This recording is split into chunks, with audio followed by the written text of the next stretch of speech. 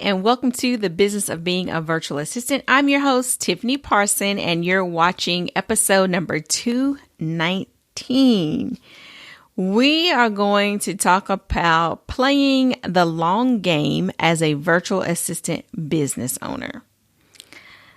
If this is your very first time tuning in, I want to thank you so much for watching or listening to this podcast. I'm glad that you found us.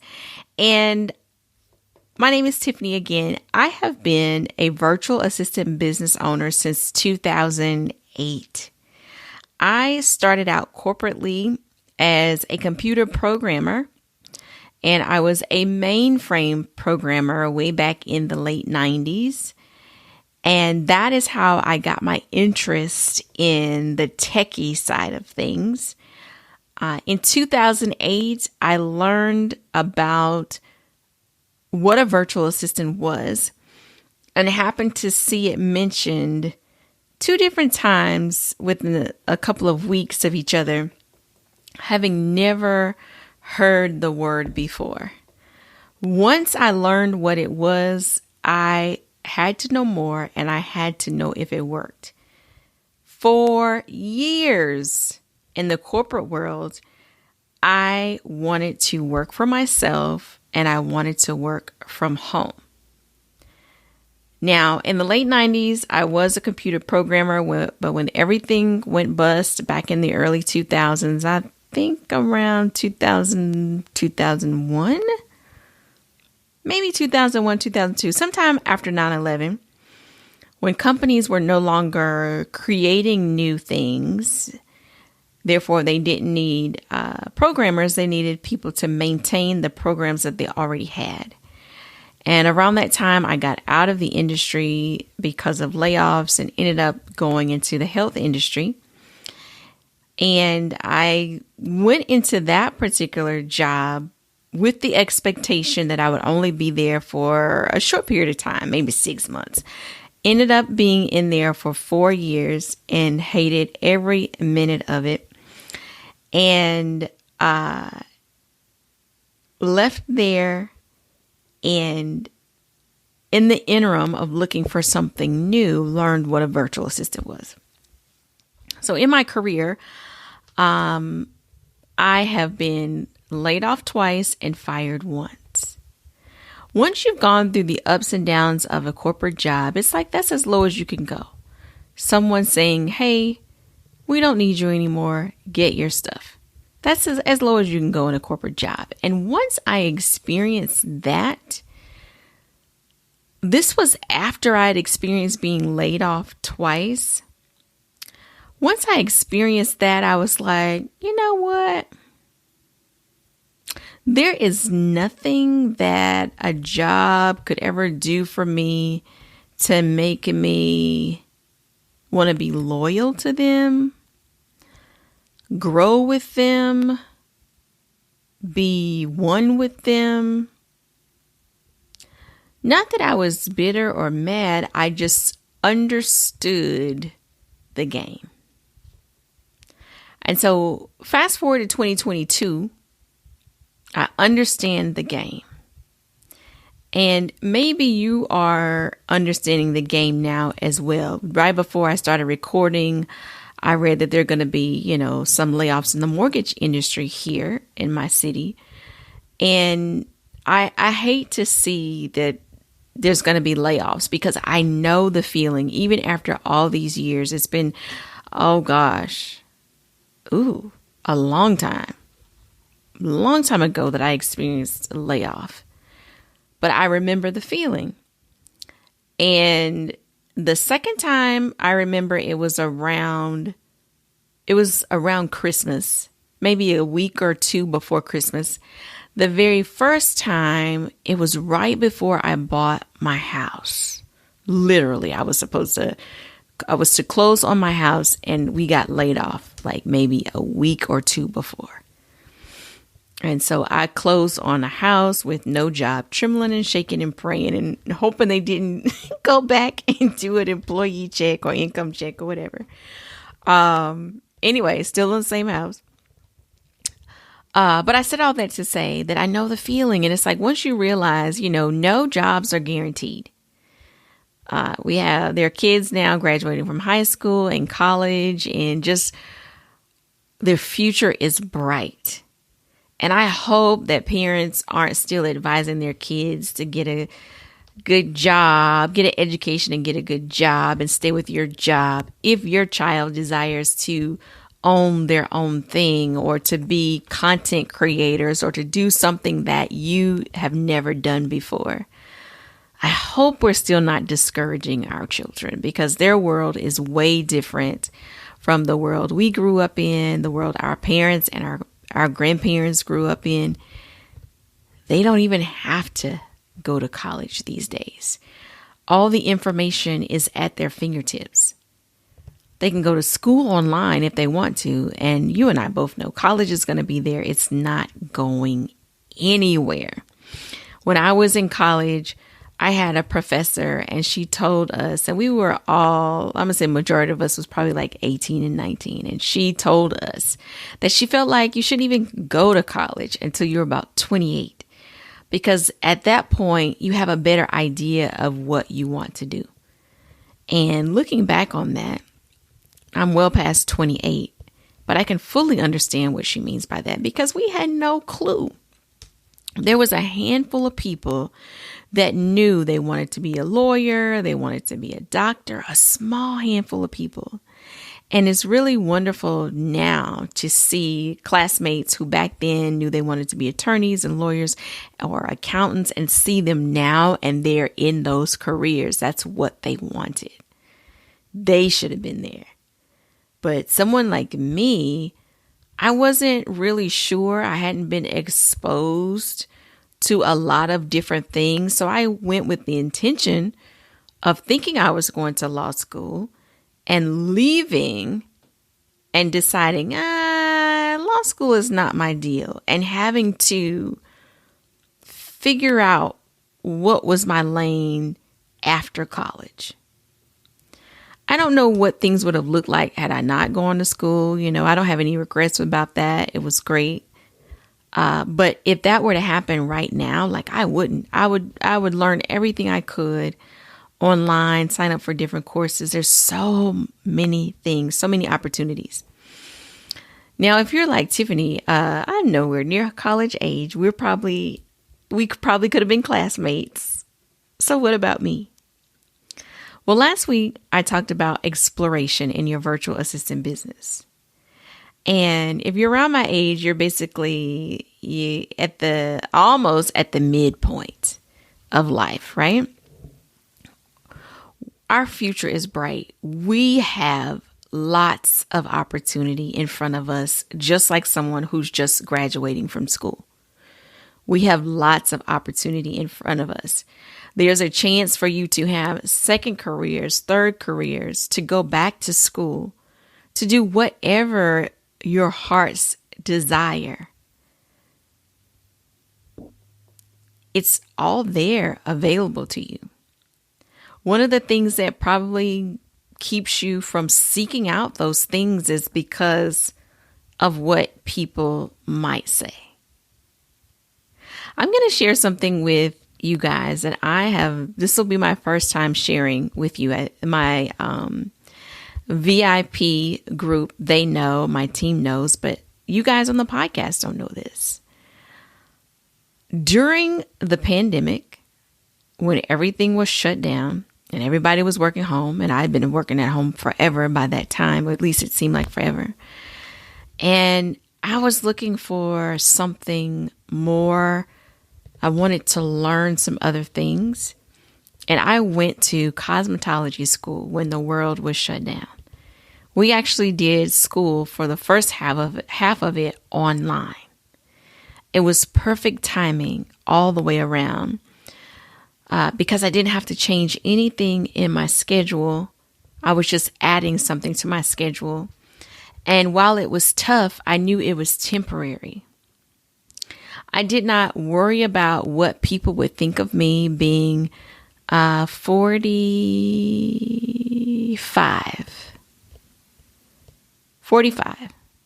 going to cosmetology school when most of my classmates were either just newly graduated high school or in their early 20s. There was a small number of us on one hand that were in our 40s, a very small, and then there was a group that was in their 30s. But I didn't think about how old I was. I was thinking about my goal for going and learning. And it didn't matter what people would say or family would say. I don't care. Your life is no one else's life. God gave you this life. Do you know that the only one that matters in your decision is God? Do you know that there are things that you may be instructed to do that no one in the world will understand, nor are they meant to understand? It's between you and God. And sometimes we let the world, meaning our friends and family, our surroundings, comparing ourselves to our classmates that we went to college with, or our classmates that we went to high school with, comparing our life to theirs, or where you thought you would be at this age, and seeing that you're not at where you thought you would be. But how many of you know that what you thought and what it is could easily be two totally different things? We can desire something, but if it's not meant for us, that just means it's not meant for us. It doesn't mean that we failed, that we're wrong, that we missed it. No, it means you get back up, you seek the Lord, and you find out, what does God want me to do? So I went back to school to learn about hair because I wanted to learn more about my hair in the process of going natural. And I did the full 1,500 hours of cosmetology school and have my cosmetology license. And in July, it'll be 1 year since I've had my license. But I wanted to learn more about that. And people, that knew kind of wonder, well, what about your other thing? My other thing continues. Virtual hired hand continues. I built a team during the same time because I knew that I could not handle all of it. Do you know that sometimes you have to surrender and get some help? I couldn't do it all by myself. I didn't want to do it all by myself. I was at the point where I'd been in business by myself for 12 years. 2 years prior, I talked about wanting to develop a team, but I didn't know what to do first. In 2020, it didn't matter what needed to be done first. Team, clients, it didn't matter. I just knew that I couldn't do the current load by myself plus what I was taking on. So I was like, perfect, great opportunity to get a team. I love to train. And so I train my team. Everything I know, they know. If I learn something new, they learn something new. And we serve our clients. This makes it so that I can bring in new clients to our company, train the team, and everything rolls. And some things I don't have to train them on because they're all virtual assistant business owners in their own right. They all came with their own skills. I just added the virtual hired hand spice to it. And there you have it. We have our team. You can do this business and something else.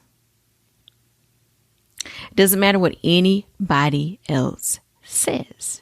Where is God leading you to? What is He directing you to that you're supposed to do that may require you to surrender some things, that may require you to get some help, that may require you to clean up to throw away some stuff, to clear the air. I was sitting in my car yesterday. The sun was shining. It was warm. And I was at peace sitting in the car. Years ago, in the early years of my VA business, I used to do that a lot. And I would call it my field trips, where I would go and pick a place and park and just sit. And I would actually work in the car and enjoy the sunshine. And sometimes there'd be a cool breeze. I don't get to do that as often these days. I'm not in the house as often these days. But yesterday I was able to do it. My husband and I had to go somewhere. And while he was inside, I sat in the car and took that time. And it was just a wonderful time of silence. I'm at my best when the things that are around me are silent. I don't get that often, but I cherish it when I do. And sometimes I have to run to find it when I haven't had it in a while. Can you tell I'm introverted? I get my energy and my rest when it's just me. No TV, no radio, no emails, no social media. Because for me, all of that is a voice. When I'm on Facebook, it's like a million people are talking.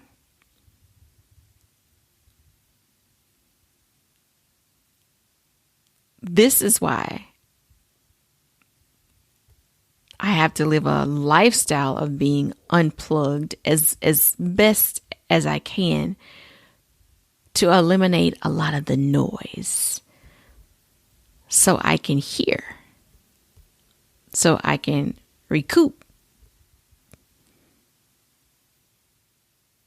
I want you to take away from this episode the courage to not just explore the things we talked about last week, but to take action on them. I want to be an example of what it looks like when you explore and dig and dig and dig and research and investigate till you get to a point where it's like, okay, I've got to go even deeper in this. That's what happened in my search in learning about hair. I was like, oh, I got to go deeper. I got to a point where I couldn't cross over the line unless I was licensed.